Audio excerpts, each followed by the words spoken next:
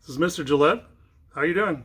One of the fourth grade teachers at Macon Cope Elementary. I'm going to talk a little bit about this toad today and this frog and compare the two of them. It's a western toad, Pacific chorus frog, a type of tree frog. Caught both of these very close to Macon Cope Elementary in one of the fields, and we're going to talk about them a little bit and compare them. So I have two amphibians here. I'm going to show you and talk about them a little bit if they'll sit still. I want to compare them. The big one there is a western toad. Small one is a Pacific chorus frog. It's a type of tree frog. I want to talk about the differences between a toad and a frog. On these guys, it's fairly easy to tell them apart. The toad has kind of this bumpy, warty skin. See, the frog skin is kind of smooth. If you look a little bit closer, this is kind of a skinny toad because it's springtime. He's not very old.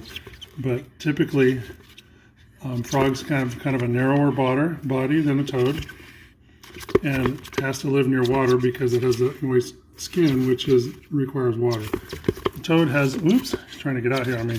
Toad has warty, bumpy skin. He can travel farther inland because he doesn't need quite as much moisture. They both need to go to water, of course, to lay their eggs, and that would be a similarity that they have. And their babies, which are called tadpoles or polywogs after they hatch, resemble fish and are completely aquatic, having gills like a fish and whatever else. But then when they hatch, they go through their metamorphosis, and eventually they transform into the adults that you're seeing right here. So again, the frog needs to be near water quite a bit because it's very moist. The toad can stay away from water a little bit longer because the skin is a little bit drier. Typically, a toad will hop or walk, and frogs tend to jump because they have longer jumping legs. Frogs have lots of predators. Lots of things eat frogs. Fish, birds, other frogs, toads. Toads have very few predators because of those big bumps behind his eyes are a type of wart that makes a poison, which is hazardous to small animals. So a dog or cat eats it, it kind of tastes like acid, and they'll spit it out. And it can actually, there are species that are poisonous enough, if a dog or cat ate one, it could kill them. Frogs are very edible. I've eaten lots of frogs in my lifetime. Frog legs are a delicacy in some parts of the country. Not so much around here because we don't have very many. But toads are not known for people eating them or even for other animals eating them. There are very few animals that prey on toads because of that design on their skin.